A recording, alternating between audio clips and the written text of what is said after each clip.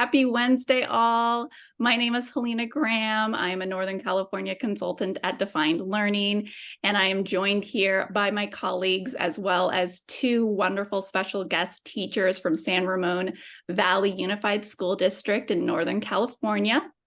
We're excited here to kick off episode 2 of our 3-part series in our Portrait of a Graduate. For those of you that are joining us for episode 2, don't be worried. We'll go ahead and send you not only a recording of today's webinar, but also a recording from episode 1 and a save the date for episode 3 coming in early December. Without further ado, we'll go ahead and kick it off. I'm going to quickly introduce my colleagues here, and then we'll pass it on. So I'm joined here by my colleague, John Larmer, as well as two teachers from San Ramon Valley, Clarendon Brown and Jacqueline McQuiston. Please feel free throughout this webinar, if you have any questions, go ahead and put those into the chat. We'll make sure to address those and then hopefully save a couple of minutes at the end to answer any of those questions. Okay, without further ado, I'll go ahead and hand it over to you, John. Take it away. All right. Thanks, Helena. Welcome, everyone. Glad you're with us. I'm coming to you from Northern California also, Marin County, just north of San Francisco.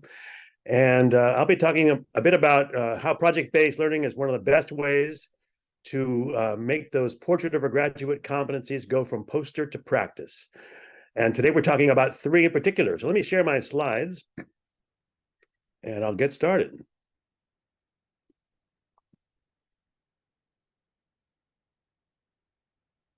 Okay.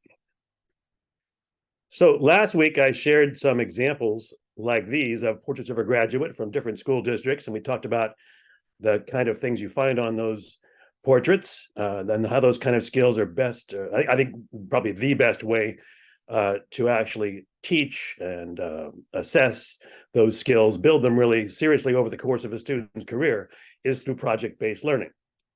So I made the point that project-based learning is a high occupancy vehicle.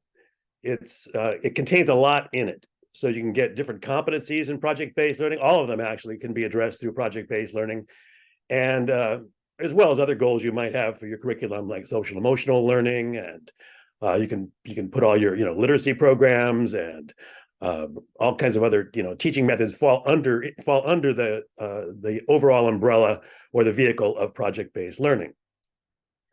And by project-based learning, I'm talking about high-quality project-based learning. This is just a reminder of what I'm talking about. So PBL is not just a fun little activity you do at the end of a unit or as a little side project. It's not meant to be just sort of a hands-on thing. It's meant to actually be a minds-on experience. So these are the 6 criteria in the HQ PBL framework. You can read more about them at hqpbl.org.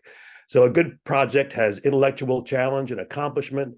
That means inquiry. It means high-quality products. And it's a rigorous task. It takes place over time, not just a couple of days or hours. Authenticity, it's always a real world situation or actually doing something in the real world. So students aren't just like presenting their work, for example, to their teacher or classmates, but to a wider audience. There's a public product, so their students are sharing their work online to wider audiences. They might be actually going somewhere to make a presentation, or at least people come into the classroom from the outside world to hear students' presentations. And that really ups the quality of student work, as you can imagine, and it also lends that authenticity to the project. Collaboration, you can do PBL individually, of course, but we think that collaboration is a key 21st century skill in the modern workplace, and it's important to have that. At least most projects, I think, should be done in teams. Project management skills also vital for today's workplace. And how can you build project management if you don't do projects? So that, to me, project-based learning's role in building that is clear. And finally, reflection, both during and after a project. What are we learning? How are we learning? What challenges are we overcoming? How are we growing as people? How are we meeting those graduate competencies in the course of doing this project? Both structured and individual and group and whole class reflection is very important to really cement the learning and make sure students retain it better. All right, so Defined has created its own portrait of a graduate with these 8 competencies on it. And it's not meant for district to adopt this. We use this to point out that our materials at Defined Learning can help build these skills. And we have indicators for all of these, which we've written sort of more detailed explanations of what we mean by each of these things. Last week, I covered career readiness and academic knowledge and skills, how PBL is great for building those kind of things. And today we're going to focus on innovation and creativity, problem solving, and critical thinking. Those sort of three in the middle have to do with using your mind well. Next webinar, we'll focus on the remaining three: citizenship, communication, and collaboration. This is all drawn from a 4-part blog series I wrote at definedlearning.com on this topic, and it's now been put together into a white paper you can also find very soon on Define's website, with all 4 of the blogs, plus one introductory one in the white paper. So last week we covered those 2. This is a list of Define's indicators for each of the competencies. And today we're going to focus on those 3. And I'll go through each one and just show you the indicators, and then a quick example from a Defined Learning performance task / project that builds that skill. All right. Now, first, I want to just give you some general tips. I think every project should include some critical thinking and problem solving. It's almost a given in a project that the students are going to think deeply. They're going to be solving some sort of problem or meeting a challenge at least. And many also include innovation and creativity. It's also almost any project you think of, there's some creativity involved, even if it's just how we're going to present our work, what slides are we going to create for a presentation and what have you. 4 tips I would offer. Consider focusing on only one portrait of a graduate competency to explicitly teach and assess in one project. If you try and do too many, you can't really teach and assess them. There's still going to be other competencies in the background, but if you want to really focus on critical thinking for a certain project, get out that rubric, do scaffolding for that particular skill, have students apply it, reflect on their growth, and so forth. And then the next project, perhaps you focus more explicitly on, say, innovation and creativity, or citizenship, or another competency. So the scaffolding is important for the specific aspects. That's where the indicators come in. You really need to get specific about what you mean by critical thinking, and so on. Rubrics are very helpful for making it specific, and a lot of districts have their own rubrics for their portrait of graduate competencies, or schools may have their own. Teachers can create them. Doing them with students is great. So you sort of co-create the rubric with clear, specific indicators for each competency. And that's meant to be not just a final assessment tool, but it guides student work all the way through, and they reflect on how they're doing and how their products look by using the rubric. And finally, a classroom culture that values the competencies is really important. So students know that in this class, we solve problems, we overcome challenges, we are free to share ideas and show how creative we are. If they don't work at first, it's okay. You can fail at first and try again, and that's valued. So the values that the teacher and the communicates, and the slogans on the wall, all kinds of things can communicate those values that sort of make the point to students that this is the kind of classroom you're in, where we build those portrait of a graduate competencies all the time by the way we walk and the way we talk and the way we work with each other. All right, so critical thinking, those are the 4 indicators defined as laid out for critical thinking: recognizing bias and varying perspectives, evaluating relevance of information, justifying conclusions with evidence or logic, and using systems thinking to make connections between ideas. This is particularly important, of course, these days. Information literacy is vital in our democracy for students to sort out all the strange information that's floating around sometimes these days on the web that they might encounter. So, and here's an example of a project. I actually wrote this when I wrote some of Define's social studies performance tasks. This is for U.S. history. The fine artist is the career role. All of Define's tasks places students in a career role, so it's great for career education. And in this case, they're a fine artist who is proposing a memorial for the Iraq and Afghanistan wars. This is a picture of the famous Vietnam War Memorial in DC. So anyway, students in this, they sort of do some research. They interview a veteran if they can, or they at least read interviews with veterans if they can't actually interview a real veteran live or reach through online. And then they study other memorials. They make a proposal. So what do they want to say about the war? What's their design? And they create various products, like they have a report about their interview, and they have an actual drawing of the memorial, and they have an explanation of the history behind the memorial. So in that one, there's critical thinking. all over the place. So they're considering the quality of their sources, because if you go on the web and just Google war on terrorism or Iraq war, students can find all kinds of things. So some might be very biased, for or against, or one-sided. So it may not be quite relevant either. It might be about the first Gulf War or something back in the 90s. So you got to make sure that the quality of sources is students really have good sources of information. That's a critical thinking skill. It's vital. Various perspectives. So you might find veterans who were fully behind the war and some who wound up being against those wars. Same with other opinion pieces students might find about the wars. When they explain their proposal, they have to justify their decisions, why they made the memorial the way they did. And there's an essential question attached to this unit, one of those big, broad questions that came from the Understanding by Design work from Jay McTighe, which Defined uses a lot.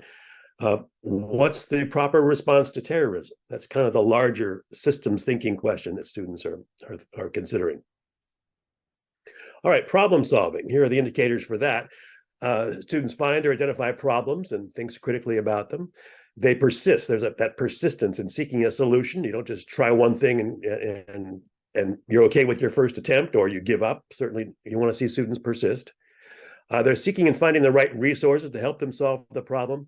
And they use that design thinking process, which Defined also emphasizes, to test and evaluate and reflect on what they're doing. Here's an example. This is a high school science project from Define's. They have a lot of great STEM materials. This is environmental engineering, a transportation engineer to design a wildlife crossing for genetic connectivity. So somewhere, a highway in their region, near where they live, where there's an appropriate place to build a crossing over the highway for wildlife. So students, again, in this one, they're doing research on the science involved, the ecosystems, the biome and so forth, what creatures need to be protected through a crossing. Then they actually design it to cross over a particular piece of roadway. So in that one, there's lots of problem solving. They identify the need for the wildlife crossing. Is there a need, or where might there be one as close as we can to our region? They try various approaches. They might realize it's not just like building a simple bridge over a highway. You've got to populate it with the right trees and plants and soils and all those things that animals will cross over. So it's a complex problem, and they might have to make several attempts to get feedback to realize what the best solution is.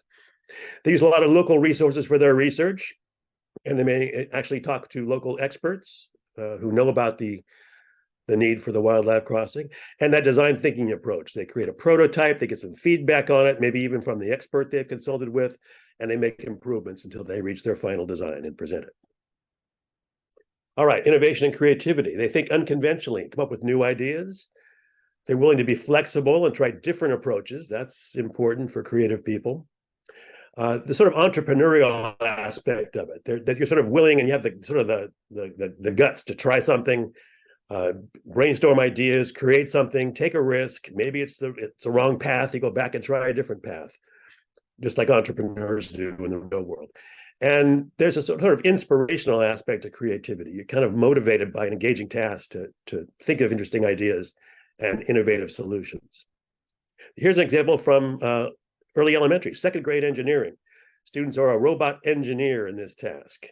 And they sort of design a new robot to solve a particular problem or do a certain job. And they actually create a physical little model of the robot, and they make a little presentation about it to an audience. They work for a company, supposedly, that is employing them as engineers to design this robot. So in this one, they are using innovation and creativity by thinking of lots of ideas for a robot, what it does, what it's made of. They try lots of different ideas before the final product is what they settle on. They also created for another one of the products in this task. And that's sort of an example of what an entrepreneur does. And they're kind of willing to put their work out there and share it with the world. And it's an engaging task. They're motivated to use their creativity. All right, so that's about all for me. I'm going to turn it over now. This is a learner profile from the San Ramon Valley Unified School District over in the East Bay. And I'm going to turn it over to our friends from the school district to share with you how they have met Portrait of a Graduate competencies, or what they call the learner profile in their district. All right, so Clarendon and Jacqueline, it's over to you. Thank you, John. I'm going to go ahead and start. So again, my name is Jacqueline McQuiston. I teach in the San Ramon Valley Unified School District, and I teach kindergarten. I've taught a few years of first grade as well. And so I'm going to share with you a defined learning project that I did with my kindergartners this year and how it connects to our learner profile and touches on those three topics we're talking about today: critical thinking, problem solving, and innovation and creativity. So I'm going to share my screen with you.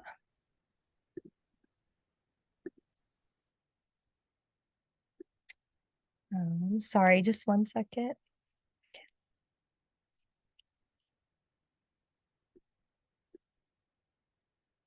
For some reason, it's not letting me share my screen.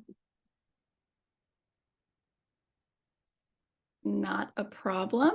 I would be happy. Sorry about that. Okay. All right. You should be able to see your screen now.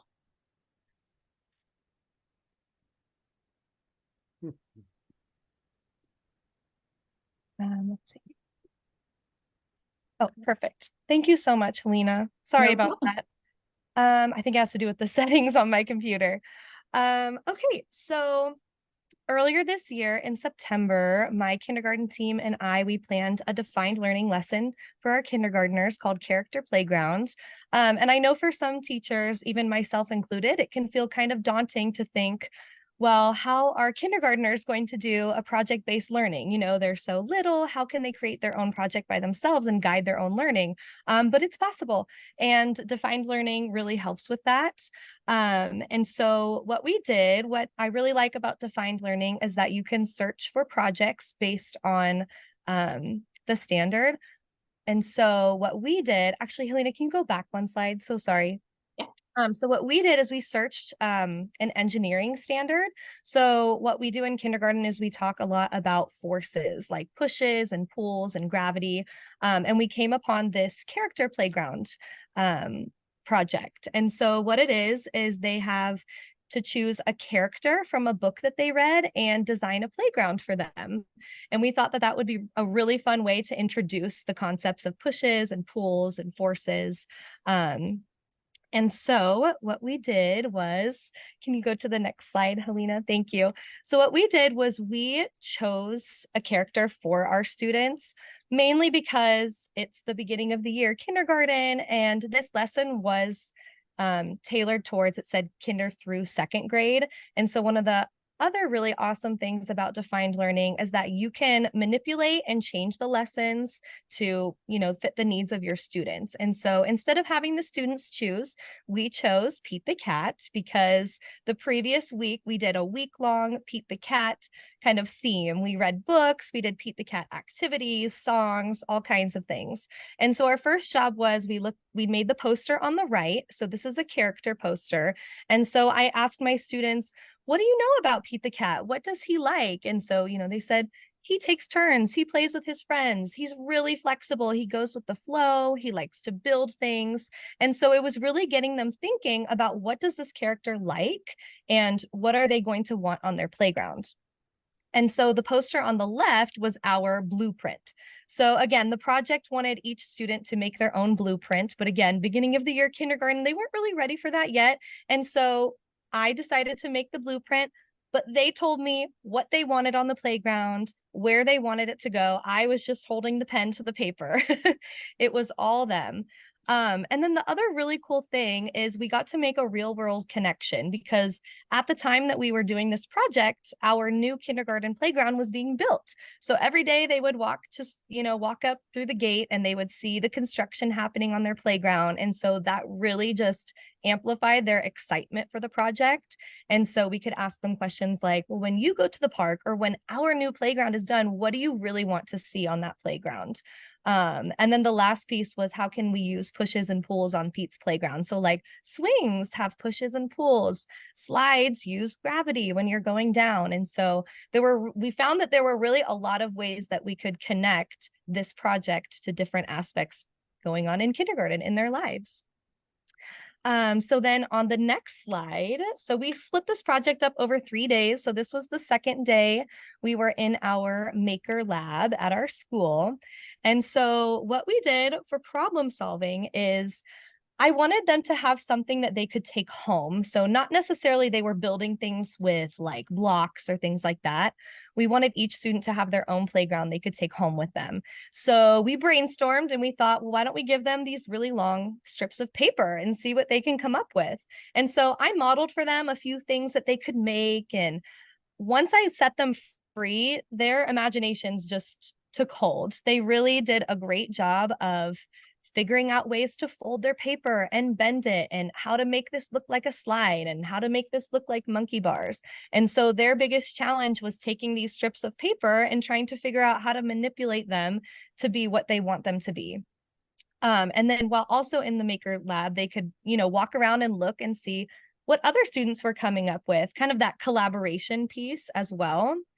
And probably one of the coolest things that I noticed through this project was some of my students that maybe when we're in the classroom doing academics like reading, writing, math, the students that maybe struggle a little bit more in those areas and need a lot of help really thrived when it came to making things and creating things with their hands. Now it was their turn to help other students, where usually in the classroom, they need a little bit more help. It was kind of flipped, and it was really amazing to see them in that position and kind of see their confidence just shine. And so that was them in the Maker Lab. And then on the last slide, for innovation and creativity, the third day of our project, we brought them back to our classrooms and I modeled for them how to share their playground with a partner. So they got to use these little models we used for Pete the cat and maybe some of his friends. And they took turns with their partner sharing about how Pete would use their playground. Like, oh, they're going down the slide. Pete would like to use the monkey bars here. And they really loved this also. They took turns, and then I modeled for them how to ask your partner a question or tell them one thing that you really liked about their playground or one thing that you wish that you had on yours that they have. And so part of that innovation and creativity piece was them being involved in their own design process and me not helping them glue anything on their paper, create anything. It was totally, completely theirs. And I think that they were really proud of that. I mean, you can see from some of the pictures, when they got to take it home that day, they were like beaming when they went out the gate to show their parents what they made because they did it completely by themselves and they could show the different pushes and pulls that were on their playground and they could show how Pete the cat would like it. And so that was really, really cool.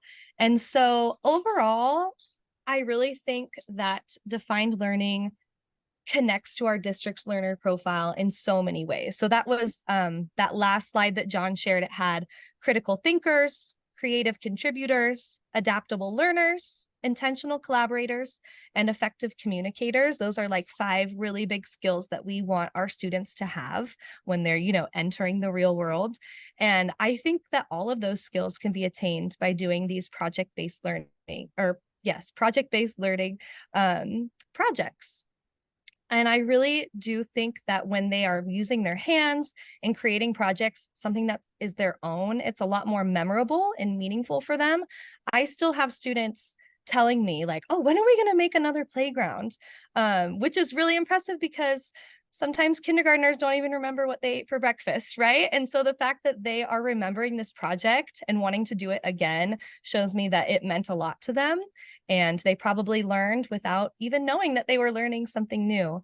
And so, yeah. And also, since we did it at the beginning of the year, I've talked with my team also, like we can also build on this. Now that I drew a blueprint for them, they could probably design their own blueprint for our next project. And so kind of that scaffolding piece where I led some of it, and then maybe next time they take on more of the responsibility because they've seen it and they've done it. So, yes, that was the project that we did. And yeah, I'm super excited. We have more defined learning lessons planned for our grade level team. And yes, that was it. Thank you. I guess I'll pass it off to Clarendon next. Thank you, Jacqueline, for sharing. Alrighty, I'm gonna try to share my screen here, and then we'll actually, wait, let me make sure that I'm sharing audio as well. Let's see. All right, hi, my name is Clarendon. I am a second grade teacher in the San Ramon Valley Unified School District, and I have had the wonderful opportunity to have be a part of this webinar, but also engage in multiple defined learning lessons over the last couple of years. So our first one that we did last year, and this is our introduction to defined learning, was creating a children's museum. And when I first described this to my colleagues and family members, they thought, aren't second graders too young to be able to design a children's museum? And the really cool part about defined learning is that all students' ideas are welcomed, and they really get to channel their inner, creators and innovators, and take pride and direction in their projects that they're going to be doing. So, let's see. All right, so the first one that we did was the Children's Museum, where we thought about what aspects of a museum that we like. So things that they shared with me were that sometimes when they go to a museum, they see videos, that it's interactive. Well, sometimes they see paintings or sculptures, and they're gaining information from the museums. There are areas that you can touch things, you get to learn about things. And sometimes there's, parts of museums that are for looking only. But after we had this discussion about the qualities that they enjoyed from their own museums based on their own experiences, they also had to consider different types of people who would be attending our own museum. And eventually, and you'll see later, we actually got to have like a children's museum opening where there was a red ribbon cutting, and our principal came and helped, kick it off and everything. But the students really had to engage in this critical thinking process by thinking about what aspects needed to be included in their, museum displays, while also hitting the necessities of the learning targets that we achieved together. As far as our problem solving, they planned and sketched and determined what supplies they needed for their project. They were given a budget of $50 that they got to use for their project. They created an Amazon list and had to figure out what materials they needed, but then also communicated with me to determine, okay, do we really need this? How much is this going to cost compared to our budget of only $50? And what materials would we also have to supplement at home? And it was really interesting because a lot of students started with Play-Doh and drawing things and making posters, and then they quickly realized that they had to pivot from what they started with to how they actually wanted their ending project to look like. So the students who started with paper, they thought, okay, well, I want to make this 3D, but how am I going to only use paper to make it three-dimensional? And a lot of the students actually ended up making sculptures, but it really pivoted from that initial brainstorm of what they decided with their group that they were going to make. I love this picture over here because every student is either talking with somebody or like focusing on their project. And as a teacher, it's so amazing to look up at your class and see that so many students are engaged in their learning and taking pride in what they're doing. They're so focused in, making sure every part of what each of their collaborators have included, making sure that what their ideas are, articulated in a clear enough way so that everybody can understand. And it was really, really amazing to see. So the innovation and creativity of the Children's Museum comes from them being able to create a wide variety of projects for this project-based learning and defined learning project. They started with sculptures, and then they wanted to keep building onto that. So then they ended up creating portraits, and then they also created videos for it. So what started off as, hey, let's just create a children's museum, turned out to be this, multi-dimensional thing where so many different pieces of our museum kind of fit together at the very end. And they were extremely motivated and engaged to bring their products to life. And here is a quick video of what our museum looks like. There is no sound, and please mind my horrible video taking, but the children and the students, they got to display their pieces all over our classroom to really turn our classroom into a museum. And they came up with guiding questions for each station of the museum too, so that when people did come to visit our museum, they were able to kind of ask and answer questions for our visitors.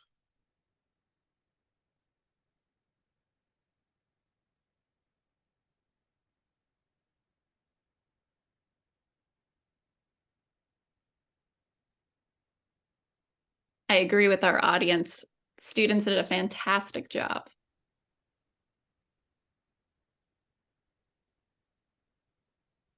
That was a fun one trying to put up. Very impressive. Thank you. Alrighty, and then back to our deck. So that is my small class that I had last year. And as you can see, they're so ecstatic to have these people come into our classroom, have their families, have their friends come into our classroom and showcase what they had been working on.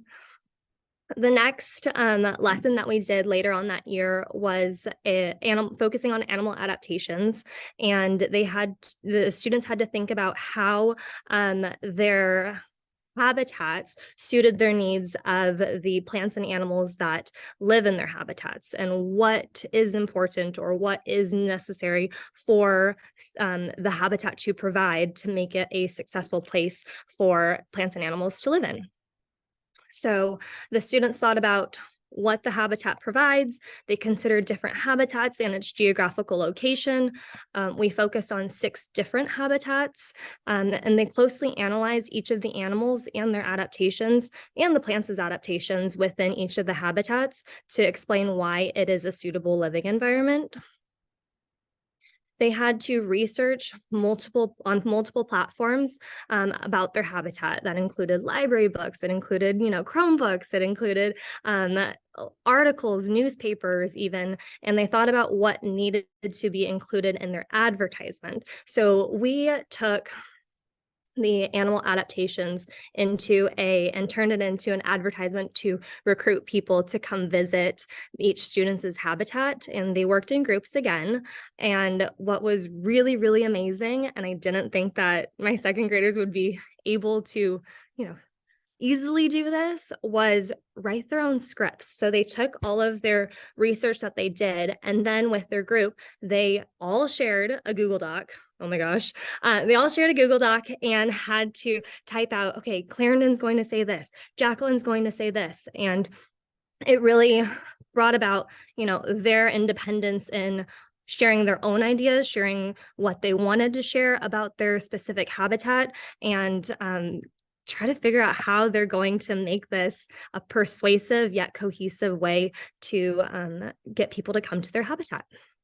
And the innovation and creativity comes in when they got to create different products. We thought about what advertisements we've seen or they've seen, and many of them, surprisingly, saw a lot of commercials, TV commercials, and they all decided that they wanted to make a TV commercial. And then after that, we ended up also making brochures too. But it took many, many attempts to achieve the final product because they're trying to memorize their scripts, because when you watch an advertisement or a commercial on TV, nobody's reading off of the script. And so they had to understand that to then be able to create their own commercial. And they were extremely motivated and engaged and so excited to produce their commercials. Here is a example of one of the commercials that was done.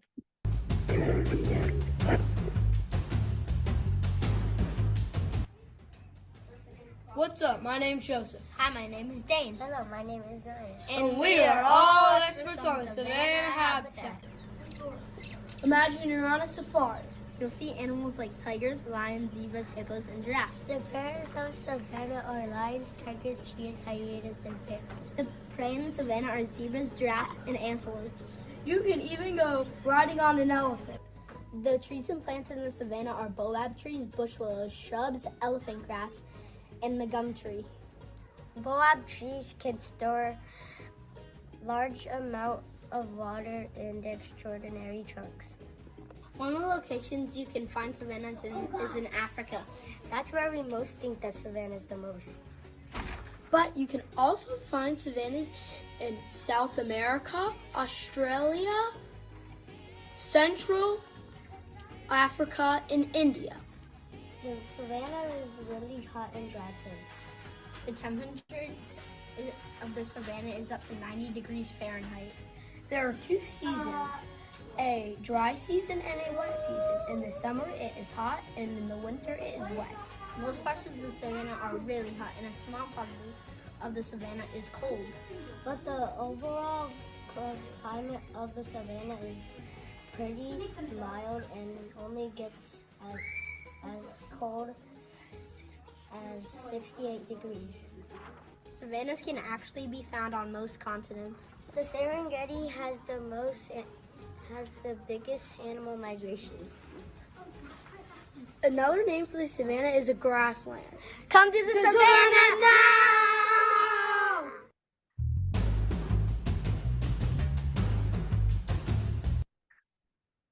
All right, as you can see, high motivation. In conclusion, the defined learning lessons really allow for students to persevere and take a proactive stance on their learning, which really comes into play with our district's learning goals of being intentional collaborators and creative contributors.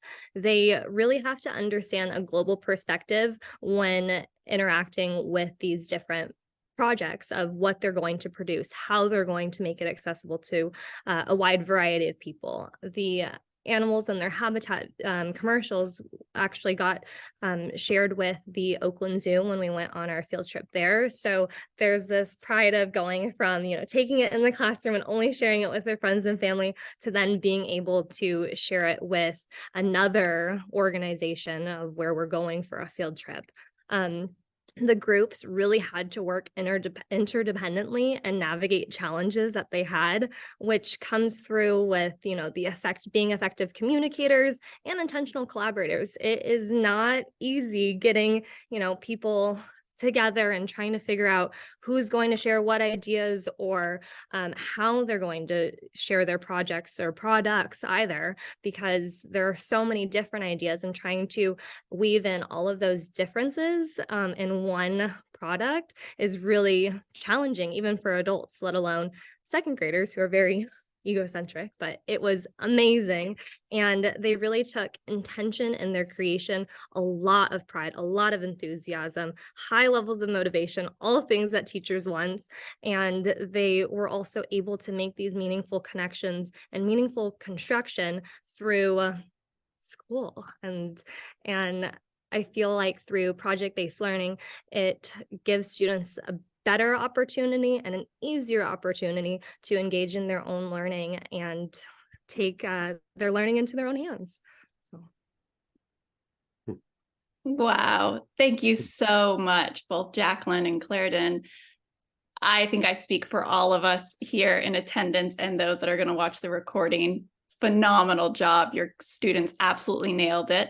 And I think I also heard from both of you, you each tried something new too. So not only are students having the opportunity to learn something new, but teachers are also having an opportunity to do something a little bit different. We, looking at the time here, I think have some time for a few questions. I believe we actually have a question for you. So I'm going to pass the baton over to my colleague, John. Yeah, thanks, Helena. I had a question for both of you, I guess. What did you learn were there any lessons learned from your point of view of how you supported students during the project for critical thinking, problem solving, and innovation and creativity? So Any lessons you learn in terms of scaffolding those things, and also anything you would do differently next time if you do the same project? Uh, Go ahead. oh no, go ahead, Clarendon. That's okay. I learned, at least for me, when the Children's Museum was our first project, I thought, oh my gosh, they're going to need so much guidance. I'm going to have to help them through this. Like, I don't even know if they know how to create these things. And I think the thing that was most surprising was that they come with so many different ideas already, more ideas than I could create on my own or even think that they'd be able to achieve. And so I think that was the most surprising of how much more they also wanted to do as part of each project. It was like, okay, we're going to do this, Mod Podge sculpture of our character. Oh, but wait, we also want to do this, and we want to do this, and we want to do this. And I mean, it's not very often that students ask for more work. So I think, one, their abilities and ideas that they had were surprising. And then also the role that I had to take as a teacher. It was not a teacher where I'm giving them instruction and telling them how to do it. It was more a facilitator. Okay, well, how are you going to do that? What are you going to need? Because, I don't even know what they're going to need. So it was really amazing to see. Cool. Yeah, I agree with your both points, Clarendon, but I was also very surprised at what they could do with those pieces of paper in the Maker Lab. And like I said, those students that frequently need help in the classroom, I kept checking in, how are you doing? And they didn't need my help at all. I was really pleasantly surprised with what they could do on their own. Probably next time, something that I would do differently is give them even more, like having them create their own blueprint, having them come up with their character and even choose their own character poster. I think I could definitely give them more to do during the next project because they exceeded my expectations of what they could do as 5 and 6 year olds. So it was really cool. Oh, that's great. I hear that a lot from teachers. Project-based learning really shows that students can do a lot, and more than you might expect at first if you let them loose. Fantastic. And I just wanted to take a quick look and see if we have other questions that we might not have addressed in the chat.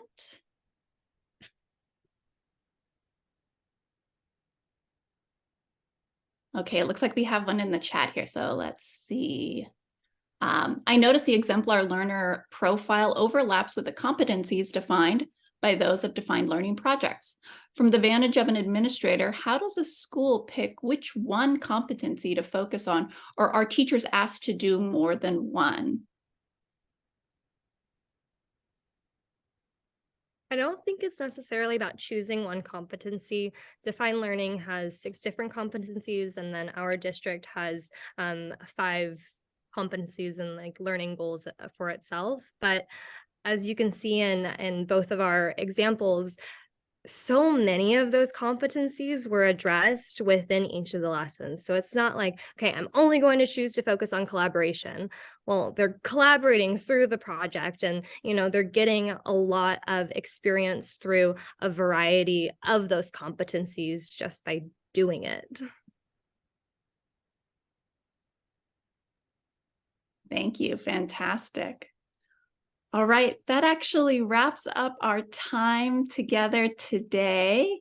I want to quickly share with you that we have one more episode in this 3-part series. Again, huge thank you to our 3 guests today, and an extra thank you to not only both Clarendon and Jacqueline, but also to your students. Thank you so much.